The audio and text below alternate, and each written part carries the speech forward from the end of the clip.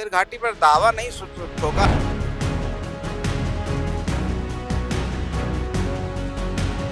कुछ लोग सिर्फ कहते हैं, माननीय मुख्यमंत्री जी करते हैं। देखिए, माननीय मुख्यमंत्री जी हमेशा उनका हम लोग पर आशीर्वाद रहा है और बड़ा स्नेह है। नमस्कार, हमारा नाम है समरीन और आपने देखना शुरू कर दिया है लाइव सिटीज। देखिए, रमजान का महीना चल रहा है और तमाम पार्टियां दावते इफ्तार का भी आयोजन कर रही है और लगातार हम आपको बता रहे हैं कि कैसे इफ्तार पार्टी पर खूब सियासत भी हो रही है, क्या कुछ खबरें निकल के आ रही हैं वो भी आपको लाइव सिटीज बता रहा है। और आप बखूबी जानते हैं कि आज केंद्र मंत्री जीतन राम मांझी ने भी इफ्तार पार्टी दी थी, तो ऐसे में लाइव सिटीज ने भी एक्सक्लूसिव बातचीत की है बिहार सरकार में मंत्री संतोष सुमन से। देखिए क्या कुछ कह रहे हैं बिहार सरकार में मंत्री संतोष सुमन, सबसे पहले आप उनको सुनिए। इफ्तार पार्टी का एहतमाम कर दिया है, इस मौके पर क्या कहिएगा मंत्री जी? देखिए, ये पार्टी इफ्तार पार्टी सबको मिलने जुलने का है, एक शांति और समृद्धि भाईचारा का प्रतीक है और हम लोग हमेशा हर साल इसको करते हैं। इस बार भी इस तरह का आयोजन हुआ है और सब लोगों का समर्थन मिला। सब पार्टी के सभी लोग आए, एनडीए घटक दल के, और सबने मिल कर के सलामती और सारे हमारे जितने भी राज्य के निवासी हैं उनके लिए दुआ किए हैं। और यही सबसे बड़ा चीज़ होता है कि हम सब चीज़ भुला करके एक साथ बैठते हैं, सब शांति और सुख के लिए और उनके लिए दुआ करते हैं। बाकी आज के दिन तो इतना ही है। हम लोग सब बिहार की तरक्की प्रगति के लिए हमने दुआ किया है। मुख्यमंत्री नीतीश कुमार भी आए थे, हम देख रहे थे कि हाथ भी हिला रहे थे और आप लोगों से कुछ बात भी कर रहे थे, क्या कुछ कह रहे थे मुख्यमंत्री जी? देखिए, माननीय मुख्यमंत्री जी हमेशा उनका हम लोग पर आशीर्वाद रहा है और बड़ा स्नेह है। हम लोग जब भी उनको इनवाइट करते हैं तो चले आते हैं और आप सब जानते ही हैं कि किस तरह से हमारी पार्टी के प्रति, हमारे नेता आदरणीय श्री जीतन राम मांझी जी के प्रति मुख्यमंत्री जी का एक स्नेह रहा है और एक तरह से समझिए कि भाई जैसा रिश्ता भी है। तो एक जब बैठते हैं तो बहुत सारी बातें होती हैं। क्या हो रही थी बात? हम लोगों ने तस्वीरें ले ली है। अब वो सब बातें तो जो होती है उसके मीडिया में बोलने लायक नहीं है, लेकिन बहुत अच्छी बातें होती है, पारिवारिक बातें होती है और कुछ राजनीति नहीं रहता इसमें।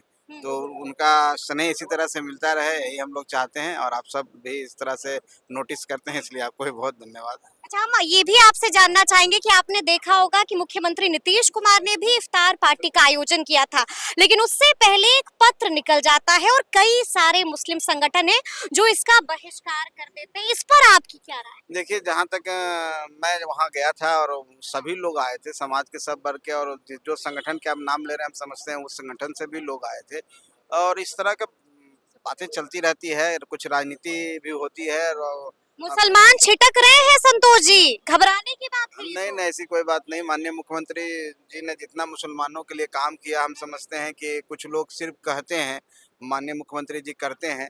मुसलमान भाई हमारे सब समझते हैं और इस तरह का जो त्योहार है, पवित्र रमजान चल रहा है और इस समय लोग को सब पता है कि कौन उनके हिमायती हैं, कौन उनके लिए अच्छा काम कर रहे हैं। और अभी देखिए कि माननीय प्रधानमंत्री जी ने सबको सौगात देने का काम किया, तो हम समझते हैं कि हम लोग कोई बाँटते नहीं है। कुछ लोग इसको तूल देने में पकड़े हुए हैं।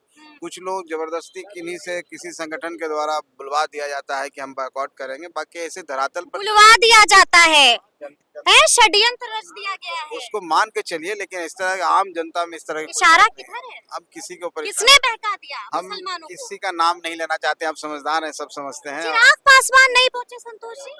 चिराग जी को दिल्ली जाना था, पार्लियामेंट चला है, इसलिए कल हम लोग उनके साथ थे और इसलिए उन्होंने बोला कि हम नहीं आ पाएंगे, उनके प्रदेश अध्यक्ष आए थे। चलिए, एक अंतिम सवाल है। जीतन राम मांझी ने एक बयान दे दिया है जिसके बाद से सियासत गर्मा गई है। साफ साफ कह दिया है कि अगर हमारे 20 से 25 विधायक जीत कर आते हैं तो अगला सीएम हमारा होगा, यानी कि हम का होगा। देखिए, लोकतंत्र है और कहीं संख्या का महत्व होता है और जनता किसी को मुख्यमंत्री बनाती है, किसी को हटाती है, जनता मालिक है। माननीय श्री जीतन राम मांझी जी का यही कहना है कि आप सब मेहनत करें अगर आप सब में पॉलिटिकल महत्वाकांक्षा है, चाहे समाज की सेवा करना चाहते हैं, तो आप लोग मेहनत करें। मेहनत करेंगे तो आपको 40 सीट भी मिल सकता है, 20 सीट मिल जाए, और जब 40 सीट पर लड़ेंगे, 20 सीट 25 सीट आपके पास आएगा, तब उस हैसियत में रहेंगे कि आप सीएम बना भी सकते हैं, चाहे आपका भी सीएम बन सकता है। उनका ये कहने का मतलब था, इससे कतई मतलब नहीं है कि हमने सीएम के रूप में किसी को प्रोजेक्ट कर दिया। एक मामला नहीं है अपने शेर घाटी पर दावा ठोक दिया। शेर घाटी पर दावा नहीं ठोका। हमने कहा कि शेर घाटी में आप इसी तरह से मजबूती से, इसी ऊर्जा से आप लगे रहेंगे तो हम पार्टी इतनी मजबूत रहेगी, आप इतने मजबूत रहेंगे, किसी आपके बगैर कोई जीत नहीं सकता है। अगर यहाँ पर भी हम का कार्यकर्ता लड़ेगा, चाहे हम के समर्थन से कोई लड़ेगा, वही चुनाव जीतेगा, यही कहना था। कितनी सीटें चाहता है हम? देखिए, इच्छा तो अनंत होती है, और इच्छाएं अनंत होने के बाद किसी को जो इच्छा होती है सब मिलता नहीं है, लेकिन एक कोऑर्डिनेशन की बात है, आपसी समन्वय की बात है। जब हम सब बैठेंगे, जब एनडीए घटक दल के सभी शीर्ष नेता बैठेंगे और बैठ के सब बातें होंगी, तो सबको सम्मानजनक सीटें मिलेगी। हम लोग सिर्फ एनडीए के रूप में लड़ेंगे, कोई पार्टी के रूप में नहीं लड़ेंगे। हमारा टारगेट है कि हम कैसे बिहार में 225 सीटों से ज़्यादा जीतें, कैसे बिहार को अच्छी सरकार दे, स्थिर सरकार दे, विकसित बिहार हो, विकसित भारत हो, इसकी परिकल्पना पर हम लोग काम कर रहे हैं, और हम समझते हैं कुछ सीटों का कोई मामला नहीं। तो सुना आपने कि बिहार सरकार में मंत्री और हम के राष्ट्रीय अध्यक्ष संतोष सुमन ने कौन सा बड़ा बयान दे दिया है। आपने सुना है कि हमने संतोष सुमन से कई मुद्दों को लेकर के सवाल पूछा था, क्या कुछ जवाब दिया है संतोष सुमन ने, वो भी आपने सुना है। देखिए, हमने संतोष सुमन से चिराग पासवान को लेकर भी सवाल पूछा था, सीट शेयरिंग को लेकर भी सवाल पूछा था, और सवाल हमने जीतन राम मांझी के उस बयान को लेकर भी पूछा था, जिसके बाद से सियासी भूचाल मच गया था।